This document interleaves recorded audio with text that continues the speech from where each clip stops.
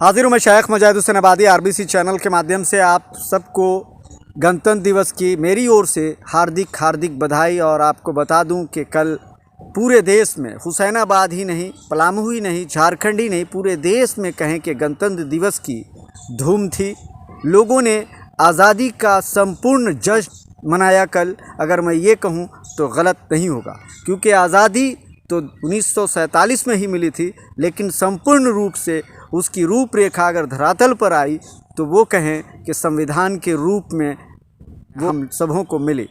और उस आज़ादी की कड़ी में हुसैनाबाद के गण्यमान लोगों ने भी जश्न मनाया। और साथ साथ आपको बता दें कि प्रतिष्ठित मुख्य चौक चौराहों पर भी झंडा तोलन किया गया। उसकी भी तस्वीरें आज आपको मैं दिखाने वाला हूं। और सबसे बड़ी बात ये बता दूं कि वर्तमान विधायक संजय कुमार यादव कल झंडा तोलन किया है। कुछ ऐसी बचकाना हरकत भी विधायक संजय कुमार यादव की होती हुई दिखी जो कैमरे में आरबीसी के कैद की गई। उसको भी आपको दिखाऊंगा। आखिर हुसैनाबाद एसडीओ का नाम सुनते हुए संजय यादव क्यों भड़क गए, वो क्षण भी आपके नज़र हवाले करूंगा। लेकिन उससे पहले आपको बता दूं कि हुसैनाबाद के अनुमंडलीय सभागार में हुसैनाबाद एसडीपीओ मोहम्मद याकूब साहब के साथ साथ हुसैनाबाद एसडीओ गौरांग महतो अधिकारी भी वहां पर झंडा तोलन करते हुए दिखे।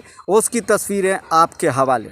आपको बता दूं कि उसके बाद हुसैनाबाद थाना परिसर में भी झंडा तोलन किया गया, जहां सोनू कुमार थाना प्रभारी के रूप में झंडा तोलन किया और महिला थाना प्रभारी ने भी कल झंडा तोलन किया। उसकी भी सीधी तस्वीरें आपके हवाले।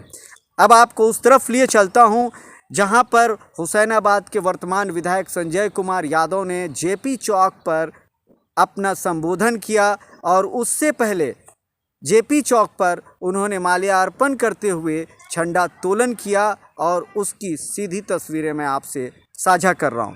ये उन पलों को मैं आपसे साझा कर रहा हूं जहां देखेंगे अमूमन हर विधायक, आने वाले विधायकों का संबोधन होता रहा है जेपी चौक मुख्य चौराहे पर, क्योंकि अन्य जगहों पर भी उनके संबोधन देखने को मिलते रहे हैं कुछ न कुछ। लेकिन ख़ास तौर पे देखा जाता है कि जेपी चौक पर कमलेश कुमार सिंह के भी एक विधिवत रूप से भाषण हुआ करता था। उनकी योजनाएं लोगों को बताई जाती थी, अपने कार्यकाल के बारे में वो बताते थे। उसी तरह से संजय कुमार यादव भी जेपी चौक पर एक भव्य आयोजन करते हुए दिखे और कह लें कि लोगों को संबोधित करते हुए दिखे। लेकिन सबसे बड़ी बात वहाँ ये देखने को मिली कि एसडीओ साहब के संबोधन की जैसे ही बात संचालककर्ता ने की, झट से संजय कुमार यादव ने उनके माइक को छीन लिया और ख़ुद बोलने लगे। आखिर इसकी वजह क्या है कि इस तरह का वो व्यवहार करते हुए भरे मंच पर दिखे? एसडीओ गंगवार महतो की क्या प्रतिष्ठा का हनन नहीं हुआ? एक उच्च पदाधिकारी, अनुमंडलीय पदाधिकारी के संबोधन से उनको क्या फ़र्क पड़ने वाला था राजनीतिक तौर पर? ये समझ में मुझे तो नहीं आया। अगर आप सबको समझ में आता है तो अपने कमेंट्स में ज़रूर बताएंगे, क्योंकि जिस तरह से हुसैनाबाद के वर्तमान विधायक संजय कुमार यादव ने कल हरकत किया है, पहले वो तस्वीर देखिए। तस्वीरें कभी झूठ नहीं बोलती। आपके जहन में क्या चल रहा है वो साफ दर्शाते हुए वो दिख रहे हैं। जैसे ही संबोधन घोषणा की, उन्होंने झट से माइक छीन लिया। हम चाहेंगे कि यहाँ एसडीपीओ हुसैनाबाद मौजूद हैं, वो अपनी बात रखने का काम। लेकिन इस तरह का व्यवहार करना क्या उचित है एक वर्तमान विधायक को?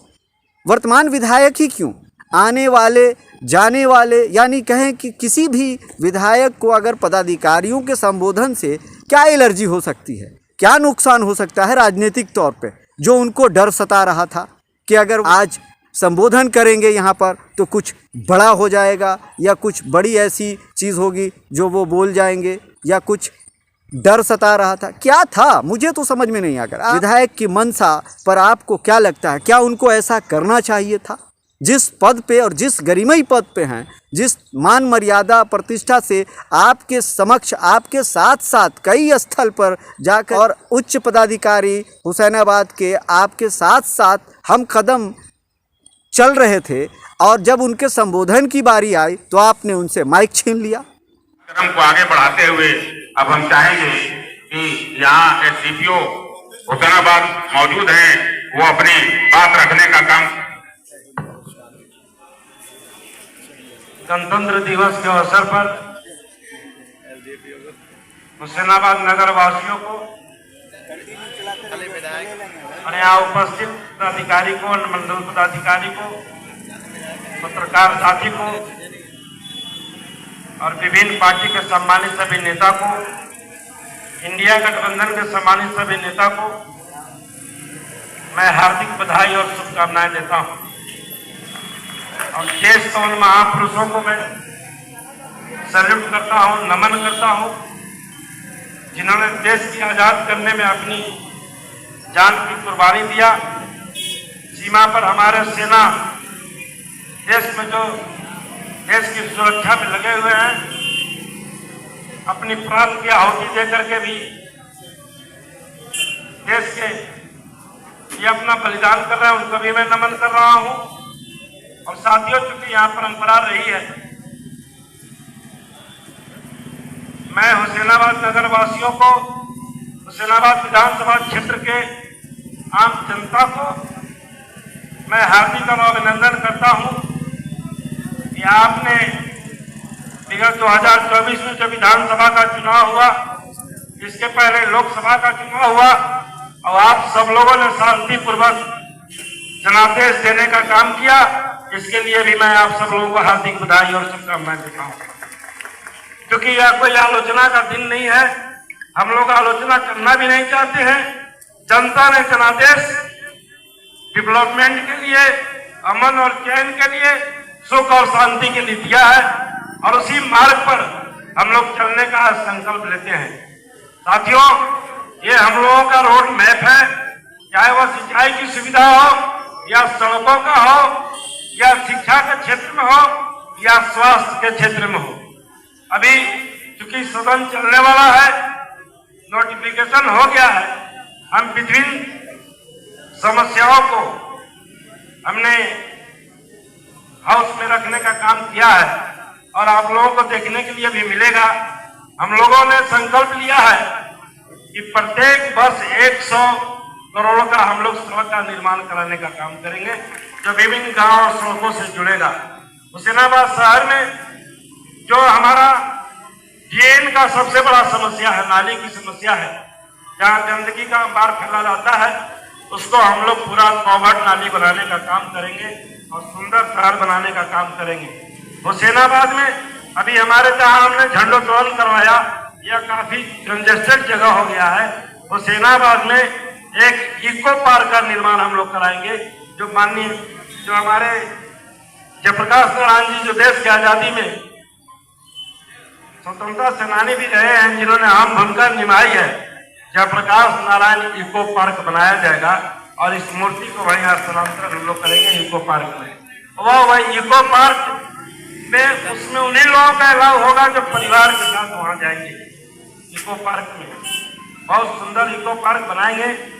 शिक्षा के क्षेत्र में जिन पंचायतों में उच्च विद्यालय की जरूरत होगी, हम लोग उसको अपग्रेड करके शिक्षा को हम लोग, क्योंकि तालीम अगर नहीं रहेगा तो हमारा आने वाला पीढ़ी जो है, जो हम विश्व गुरु बनना चाहते हैं, हम सुंदर भारत बनाना चाहते हैं, शिक्षा के माध्यम से ही हम सुंदर भारत को, सुंदर गांव को और सुंदर देश को हम बना सकते हैं। इसलिए हम लोग आगे शिक्षा का भी हम लोग यही करेंगे। हमारा प्रयास होगा, पूरा प्रयास, हमारा अथक प्रयास होगा कि हुसैनाबाद में हम पीजी की पढ़ाई की व्यवस्था करें। ये हमारा पूरा प्रयास रहेगा। तो हुसैनाबाद में, क्योंकि हमारी बेटियां, हमारे बच्चे तालीम लेने के लिए उनको दूर दूर जाना पड़ता है, इसलिए। और यहाँ पर एक हम लोग डिग्री कॉलेज और सरकारी डिग्री कॉलेज हम लोग संकल्प लेते हैं कि करेंगे। हरिहरगंज में भी डिग्री कॉलेज और ITI बिल्डिंग की, जहाँ ITI की जरूरत होगी वहाँ हम लोग व्यवस्था करेंगे, क्योंकि अभी बहुत ज्यादा लंबा चौड़ा हम जनता को घोषणा नहीं कर सकते हैं, लेकिन सुंदर और स्वच्छ वातावरण में हम लोग सब लोग मिलकर के विकास, जनादेश विकास के लिए मिलता है। और हम सभी पार्टियों के नेताओं से हम आग्रह और सुझाव करते हैं कि हम लोग सब लोग मिलकर के हुसैनाबाद को, विधानसभा क्षेत्र को, इस जिला को, कमिश्नरी को विकास के रास्ते पर चल करके हम लोग आपस में मिल बैठ करके एक सुंदर मार्ग हम लोग को तय करना चाहिए, ताकि इसका संदेश पूरे झारखंड राज्य में जाए। साथियों, क्योंकि विकास की कोई जाति नहीं होती है। अभी हमारा चाहे वह रेलवे स्टेशन हो या और जो हमारा है, हमारा पूरा प्रयास रहेगा कि यहाँ पर जो ट्रेनें चल रही हैं, जो जपला में नहीं रुक रही हैं, हम एक टीम लेकर के जाएंगे और रेल मंत्री से हम बात करेंगे।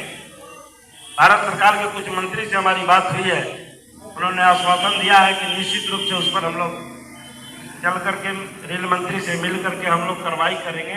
तो हम लोग अभी के लिए बस इतना ही। बने रहिए आरबीसी चैनल पर। बेहतर खबरों के लिए हम कराते रहेंगे आपको हर हकीकत से रूबरू।